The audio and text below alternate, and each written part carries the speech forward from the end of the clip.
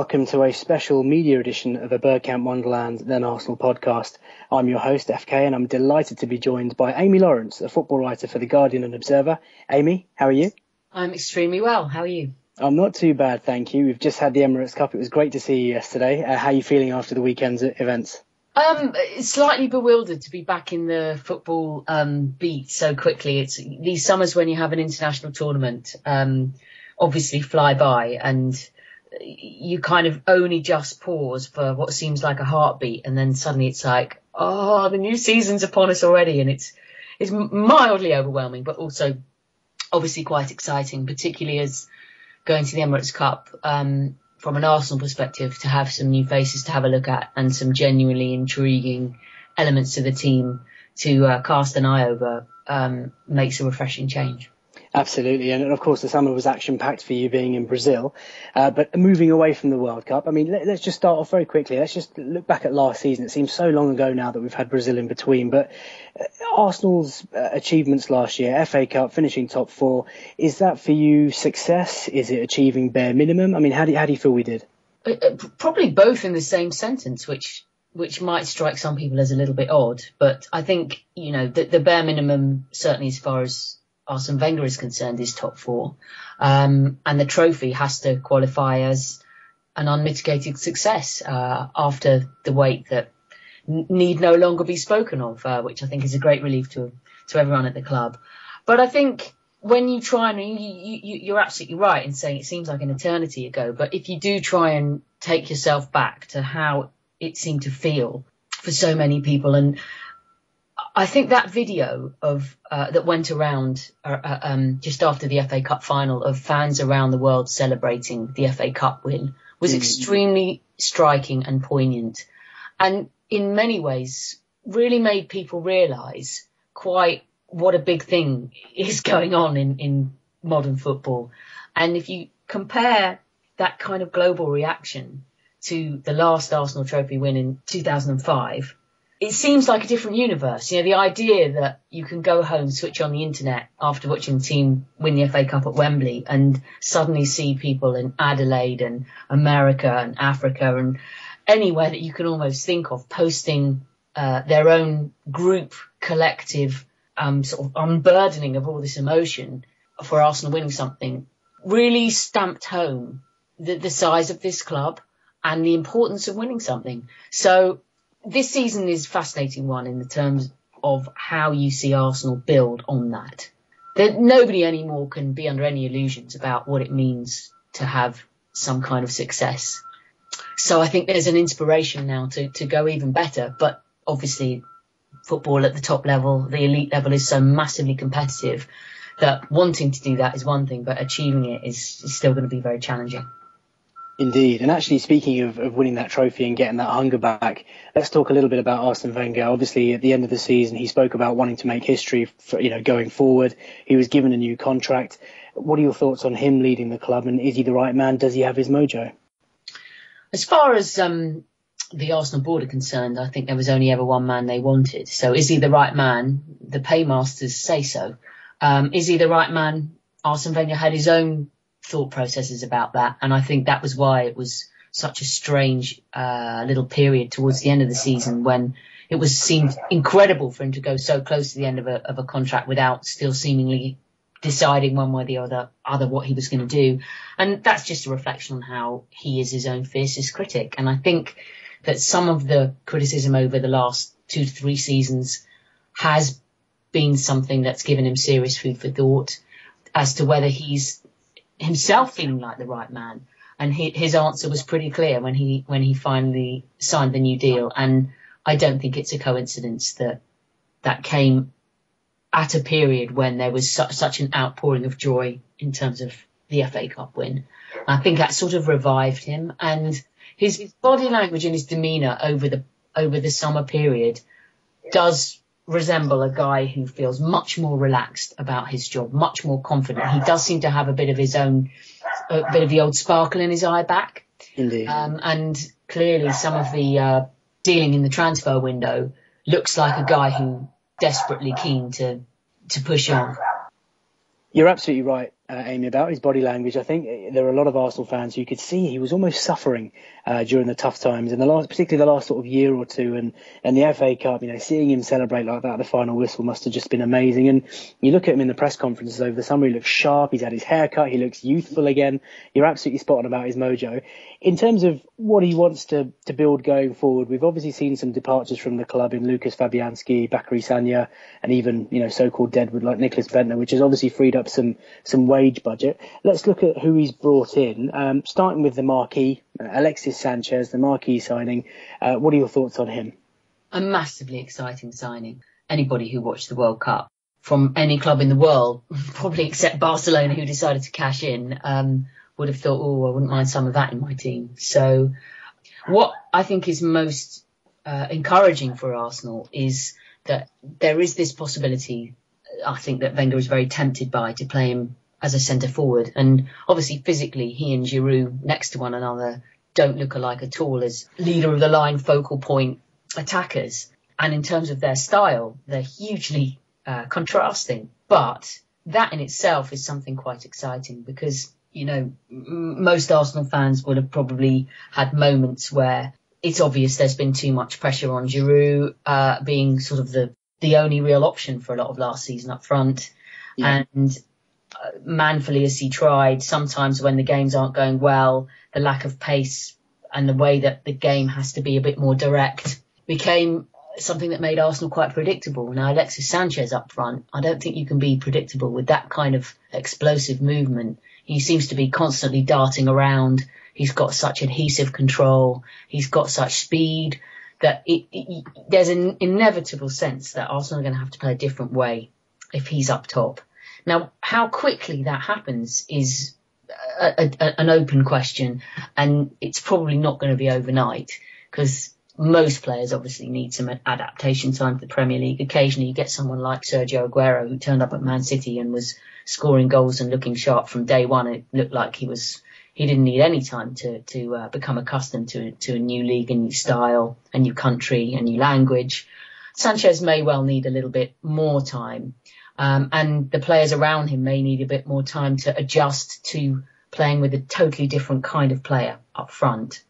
However, as an option and a new way of doing things, it's clearly something that's going to be worth exploring. And if it works, it's potentially going to be quite transformative for Arsenal. Indeed. I mean, he's very, very exciting. I think Arsene Wenger's spoken on a few occasions about his versatility and how, left, right, up front, very unpredictable. And of course, last season when we spoke about it, Amy, we missed the outlets. The players like Ramsey and Ozil, when Walcott went missing, when the Ox was injured, even Ramsey, one of the few players who kind of runs in behind. Sanchez gives us such a viable option now, as does Joel Campbell, who we'll talk about just shortly. Bakary Sagna leaving, Mathieu Debuchy. Some Arsenal fans, the jury is still out on his kind of ability. Didier Deschamps obviously thinks he's got something about him to pick him ahead of Sagna for France. What are your thoughts on Debuchy? Obviously you see a lot of people commenting during the World Cup saying, if Debuchy's playing ahead of Sagna, ergo he must be a better footballer, hurrah. I'm not completely convinced I would go along with that. I think that Sagna's calmness and dependability and incredible poise was a major asset for Arsenal. He was also very well regarded in the dressing room and very settling influence, all of which are aspects which I think will be missed. I think Debuchy, when he was a younger player, before he came to Newcastle, had a lot of very interesting attributes. And sometimes players go somewhere where, the kind of season Newcastle had, a bit of indiscipline generally there, being under pressure in certain games, maybe inspired him to be a bit more reckless than when he's at his best. And actually, I think he can improve at Arsenal, which is something he'll probably need to do to be as phenomenal a right back as Sagna was for the club. But certainly you're sort of replacing like with like-ish in terms of quality. So I don't think it's a kind of massively inspiring or devastating move. It's a fairly normal move. One quick note on the situation, which was Hector Bellerin put in a very encouraging performance in the first Emirates Cup game against Benfica. Enough to suggest that, if he keeps on developing, he looks like he could genuinely challenge as well and be a different kind of player, because going forward, he has tremendous potential. Excuse me for a moment while I just say a quick prayer for Carl Jenkinson then. I was very surprised to see Arsene go for a 29-year-old right back, but maybe it's a sign of the times, the financial shackles have been removed and he can go out and get established players. But actually, to contradict what I've basically just said, let's look at Calum Chambers, a youngster from Southampton who seemed to be having a mass exodus. But over the Emirates Cup, he looked very assured and very calm. What are your thoughts on him? He made a tremendous statement of intent, I thought, over those 2 games. Just sometimes you look at a player and you see their stature just screaming out at you.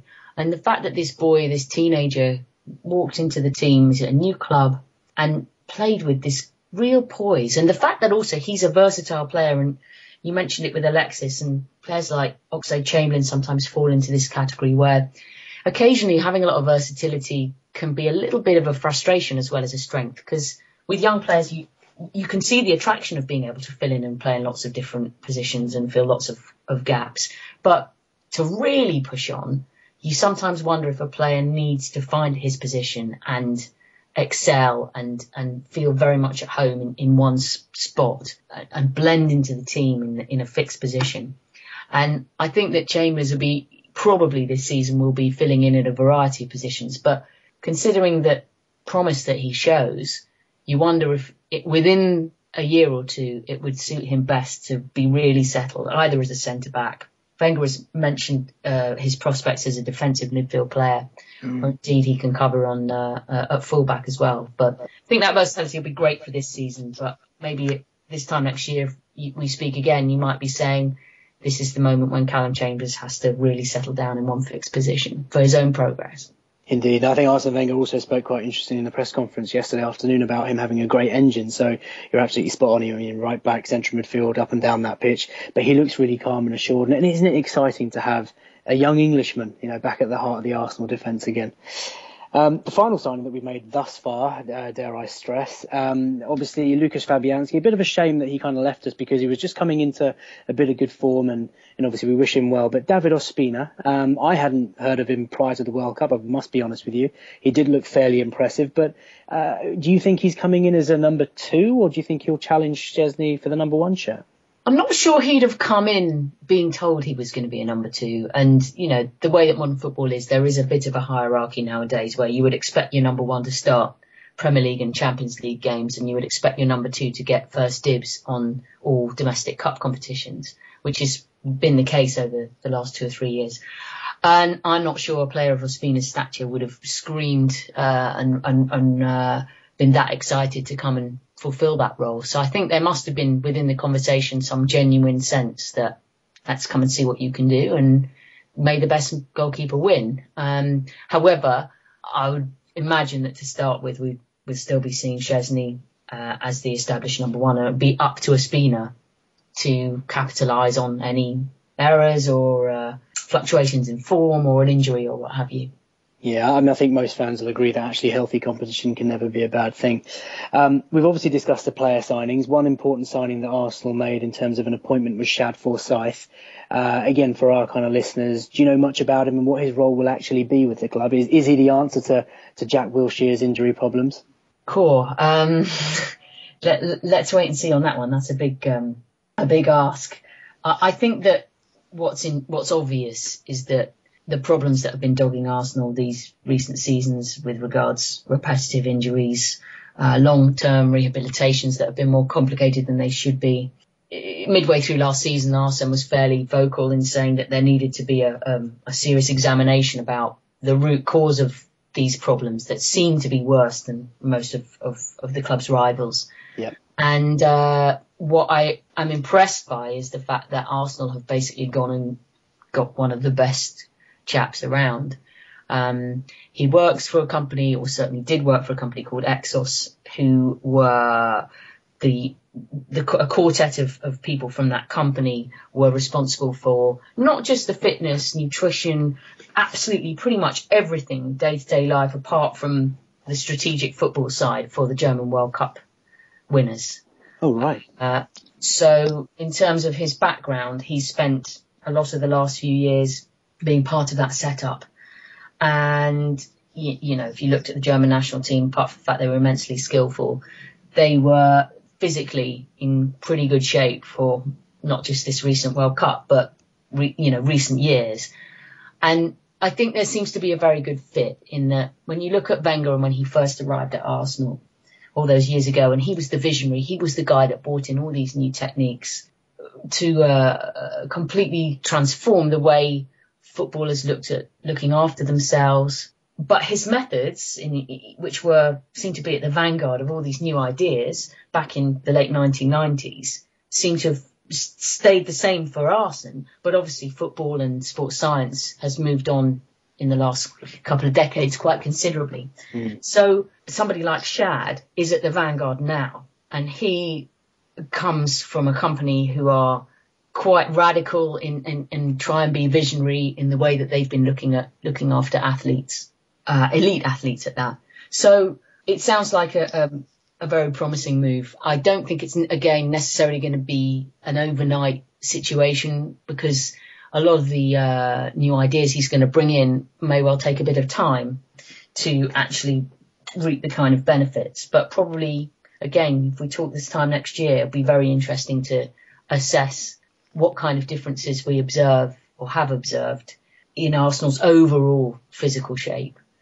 No, you're absolutely spot on. I think a lot of people always talk about the players who we could have signed last season, like Suarez and co. But actually, given the injury situations that we had, if we'd have had a fit Theo Walcott or Ramsey in the Ox for a little bit longer, I honestly believe we would have made up that 7 points that we fell behind City. But we are where we are, and hopefully he could be, you never know, Amy, the most important signing of the summer.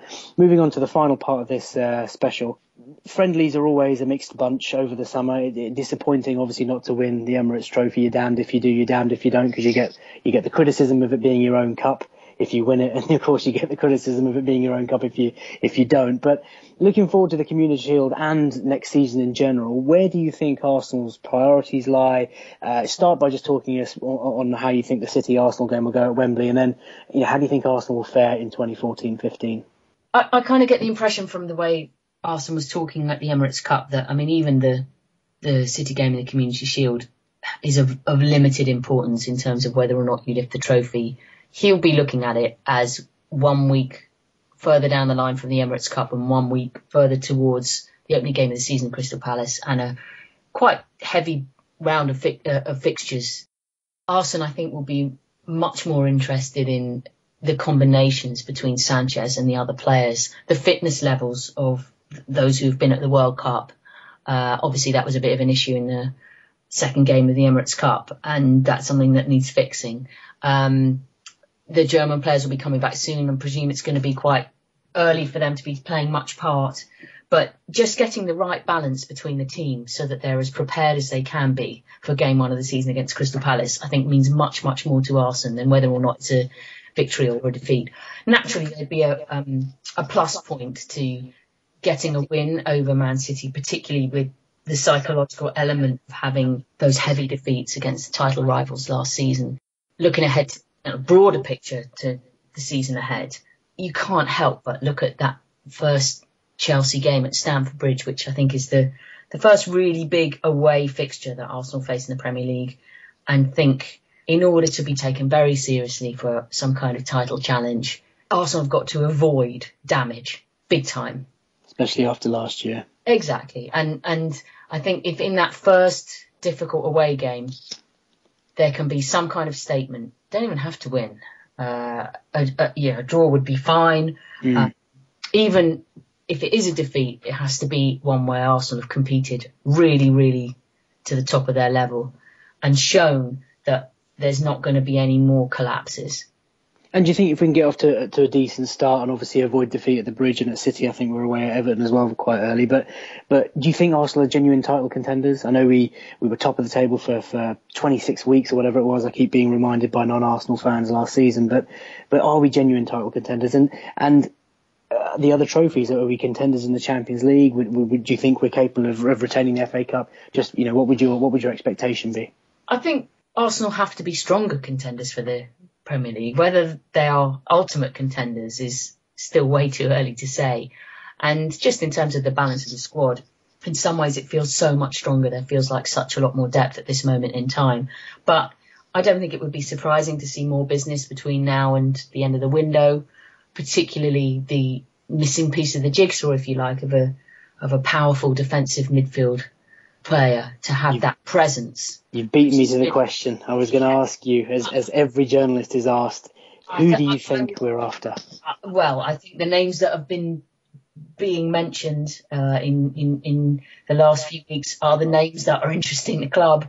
And it's a question of whether a deal can be pushed through. And I think Arsenal will be absolutely determined to make sure that one of those deals happens. Whether it's Khedira, whether it's William Carvalho, whether it's Schneiderlin, whether it's someone surprising and unexpected. I would be surprised if none of those players or somebody of that ilk comes in. And of course, when that kind of player comes in, it adds to the feeling of how the all-round power and strength of the team in various departments has been addressed. So I think that Arsenal will be taken a little bit more seriously if that kind of player does arrive. Excellent. Well, listen, Amy, it's been an absolute pleasure. It's been very fascinating to hear your thoughts. I think you'll agree that we've made some good progress this year. We can build on a strong foundation from last season. Arsenal's got everything at its disposal to basically go out there, make a statement, and, hopefully we'll have you back on the show at some point later on in the season. Would you be up for that? Yeah, sure, no problem. Excellent. And thanks a lot for anyone listening. If you want to get involved and follow Amy on Twitter, you're on at Amy Lawrence. That's LAWRENCE 71. And like I said, Amy's a writer for the Observer and the Guardian. So get involved with Twitter. Amy, thanks a lot for your time. Have a great season, and thank you for listening. Cheers.